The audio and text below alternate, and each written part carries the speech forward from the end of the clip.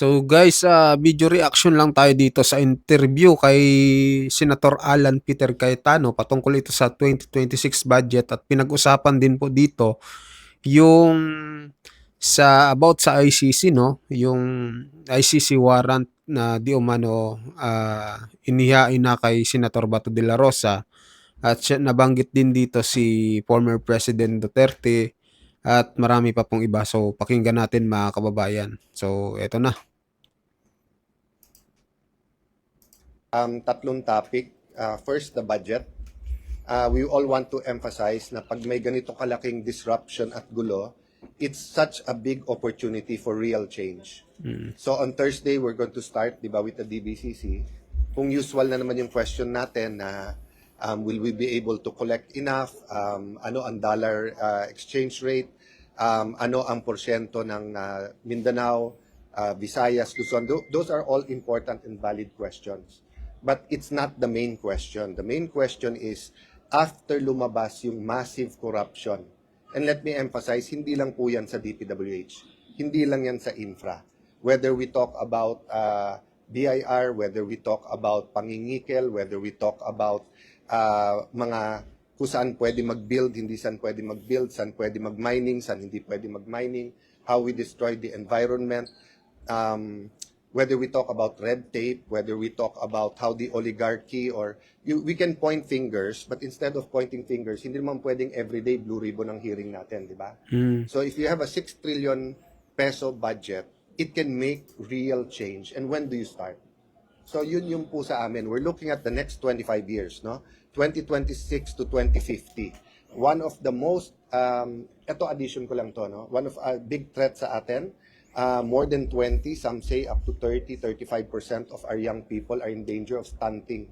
Pagka nagkaroon ng stunting or yung pagkabansot, kahit may pera ka na later on in life, apektado na yung both physical at saka mental well-being nila. So that's the first point I want to make. No? Hindi to business as usual sa budget. It's a great opportunity. Diba? So sa disruption na nangyayari, grabe talaga, the outrage should continue, but it should be channeled into the real change that can be done in the budget. An example, no, yung sa school building. So, are we going to give the usual answers na kasi ganito kalaki ang kailangan, so 10-15 years. So, why can't we make a decision? Tuloy ba ang K-12 o hindi? Kaya ba natin pondohan? So, kung kaya natin pondohan, 3 years to 5 years, nandiyan na lahat ng classroom. Kung hindi, isuspend ba natin yung 2 years sa K-12? So, let's make these hard decisions during the budget.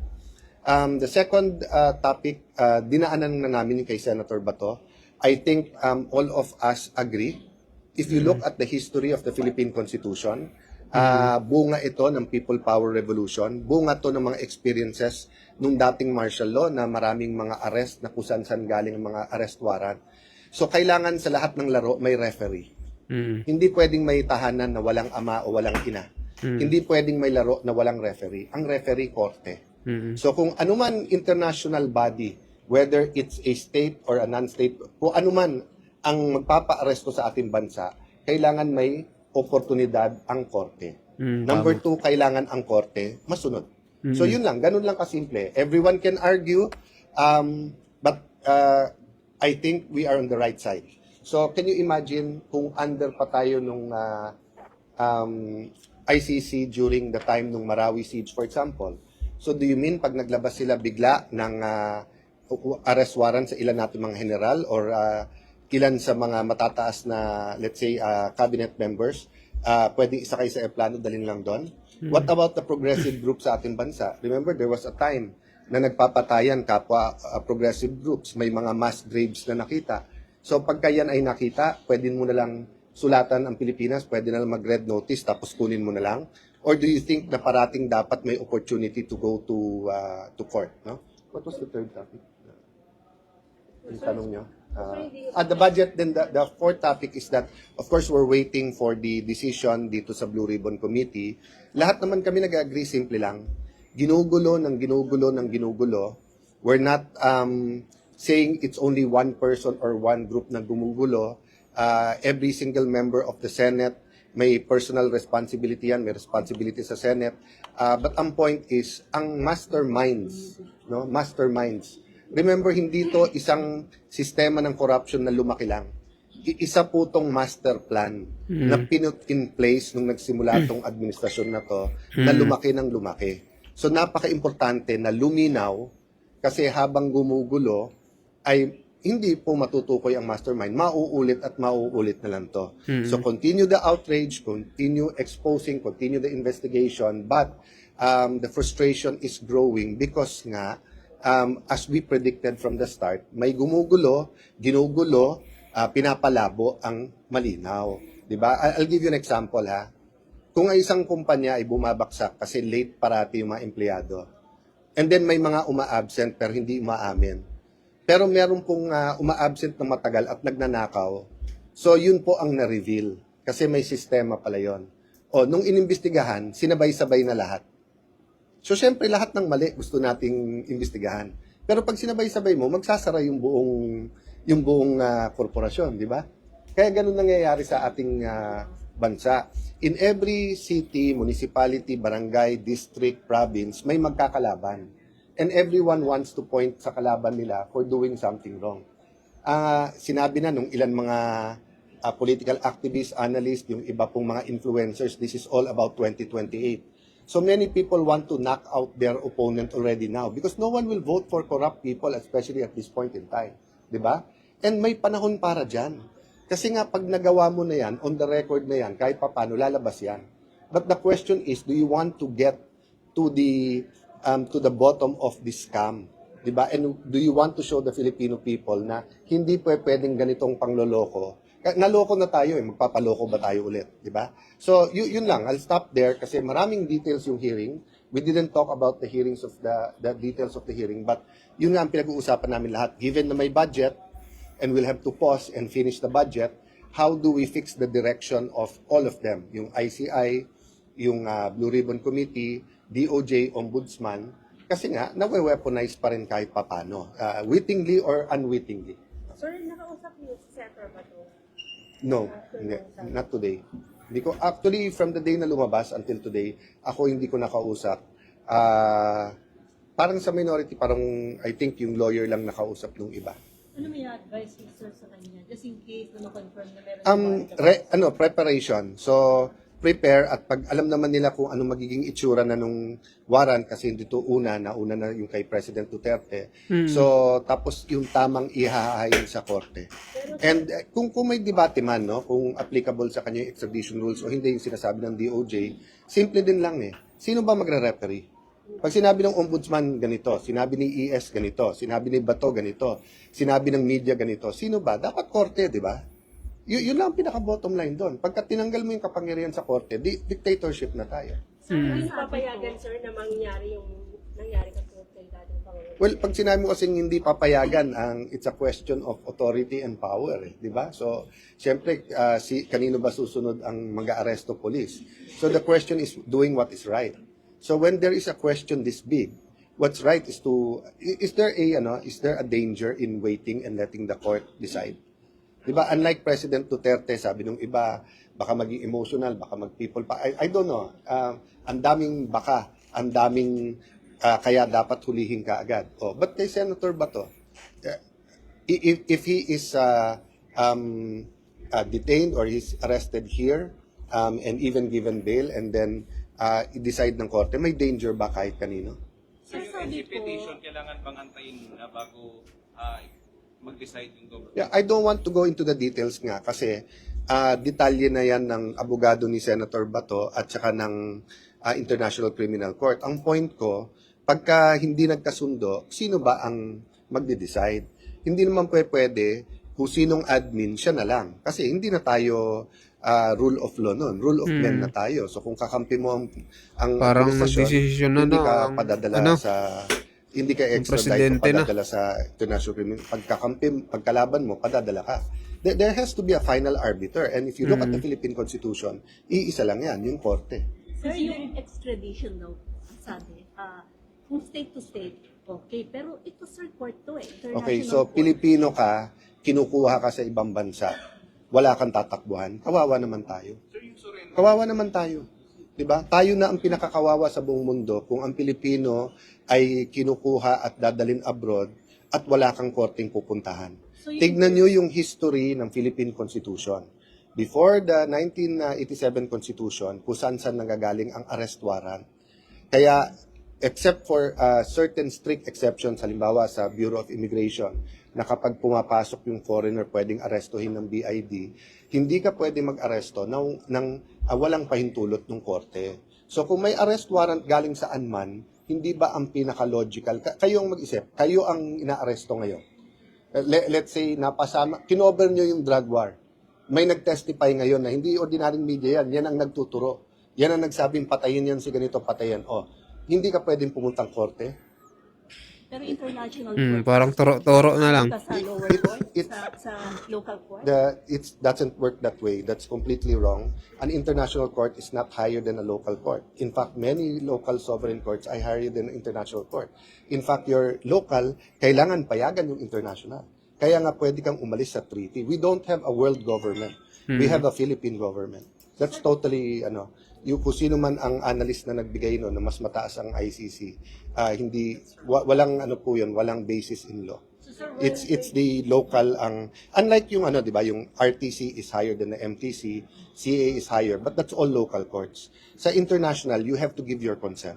That's why even sa international tribunals, kailangan that's why the US is not part of the ICC kasi they did not give their consent. Senator, sabi niyo hindi ba nakausap si Senator Bato? Yes, in fact. Yes. Walang kasi siya would you advise him against hiding? Ang hirap magbigay ng advice sa sitwasyon, but I think the main advice should really be to our leaders, which is have faith in the Philippine criminal justice system, have faith in our courts. Kasi in the end, I might like or I might not even like yung decision ng korte. Baka nga sabihin ng korte, it's valid and send him there, then ibang debate naman yon. But sa akin, dun pa lang ako sa debate na pag nag-disagree tayo, sino magde-decide? So, for example, na disagree ako na pwede kayong mang-interview dito, lumabas na kayo ng Senate. Even if I was Senate President, ganun na lang ba yon? Di ba walang referee, walang arbiter, walang plenary, or walang korte na pwedeng magtanong? So, pag sinabi ko sa inyo na ngayon na bawal na cellphone sa Senate, at tingin yung labag yan sa freedom of the press, can't you not go to court? You know? Sinabi sir na pagtiwalaan yung ating justice system, that means what surrender si Senator Bato? No, it's not about surrendering eh. Kasi option naman nila na hindi nila ipadala kagad eh. Option naman nila i-surrender sa court natin eh. Sila naman namimili kung saan nila dadalhin. Kaya nga ginagamit yung word na kidnapping. So kung alimbawa ako, hinuli mo ako ngayon, dinala mo ako sa bahay mo. Hindi ako sinurrender sa bahay mo. 'Di ba? Pero kung meron kang kahit anumang papel, sa korte mo ako isusurrender or at the very least sa police, tapos yung police doon ako dadalhin. So yun po ang alangan talaga sa akin na may sistema tayo sa bansa na kahit sino pwedeng damputin na lang. Tapos kung saan itapon. The world will continue to progress. There will be a lot of international tribunals. There can be you're talking about the International Criminal Court. What if we have an ASEAN Criminal Court? What if we have an Asian Criminal Court? What if we have a Thailand, Malaysia, Singapore, Indonesia Criminal Court? Yung ibig sabihin, kahit anong warrant na lang, hindi ka na pwedeng pumunta sa korte mo tapos ipapadala ka na lang doon. You have to look at all the possibilities here. So nangyari na nung nangyari kay President Duterte. Yung mga antay kay Duterte natutuwa. Yung mga gusto kay Duterte nalulungkot. Did it help us as a nation? Did it provide jurisprudence? Did it give us wisdom? May guidance ba? Ngayon kay Bato, meron tayong chance. Hintayin natin kung ano sabihin ng korte. Kung kailangan natin pabilisin yung korte, pabilisin natin. Makiusap tayong bilisan nila. So sir, option ba na gawin niyang sanctuary yung Senate habang hinihintay ko nito sabihin ng korte? I would say na sana hindi na. Kasi ang kailangan mo ng sanctuary pag may extraordinary, di ba? So katulad ng mga kasama natin, di ba, na sorry, nasa dulo ng dila ko yung pangalan. Remember panahon ni President GMA, sila Teddy Casino, hindi rin lumabas ng house kasi hindi maaresto. Kasi nga extraordinary yung sitwasyon. Why create that situation? So if they think that they should arrest him, arrestuhin nyo, dalhin nyo sa police, dalhin nyo sa korte, let him file what he has to file, the bail, kung habeas corpus, kung ano man. Then let him have his day in court. Kasi pag dito magkaka-tension pa tayo eh. 'Di ba? Yung hindi lang natin pinag-uusapan dito yung institusyon ng Senate. Mas importante pa sa Senate is our democracy, our freedom, our sovereignty. So ang pinag-uusapan na dito, ang isang Pilipino ba, kaya lang naman tayo nagiging emotional kasi either gusto nyo o hindi natin gusto si Bato eh. Pero sabi mo si Juan de la Cruz, tanggalin niyo lahat ng pangalan ha. Si Juan de la Cruz ay may warrant ngayon galing sa abroad. Pwede bang kunin na lang at ipadala doon? I think any lawyer in their right mind or law student will say, sandali lang, dapat may korte muna magsabi kung valid yun o hindi.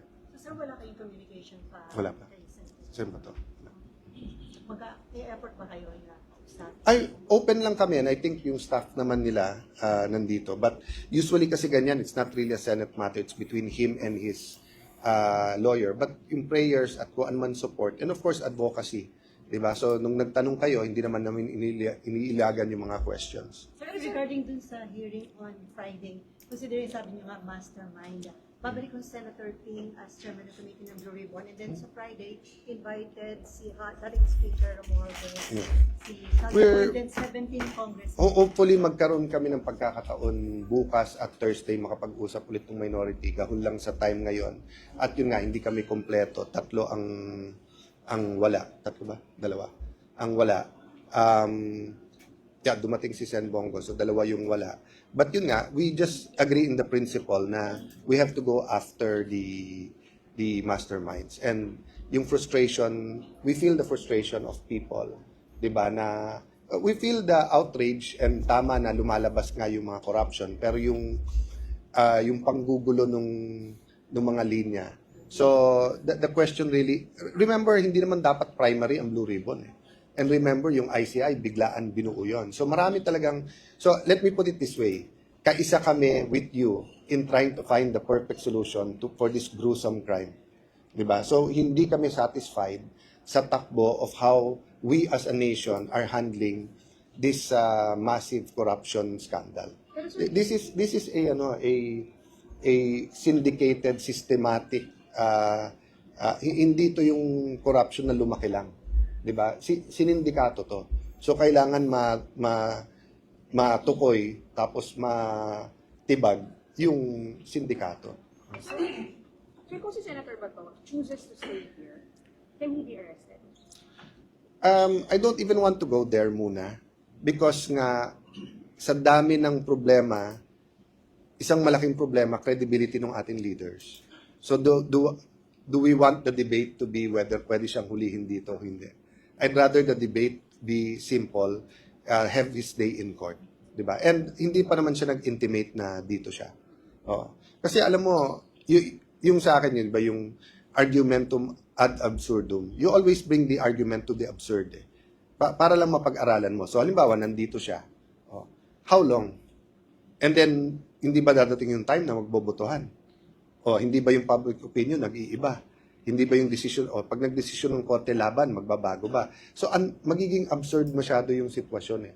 So, I'd really rather that Malacanang, the DOJ, all of our authorities agree na in the end, korte ang magde-decide, then let the court decide.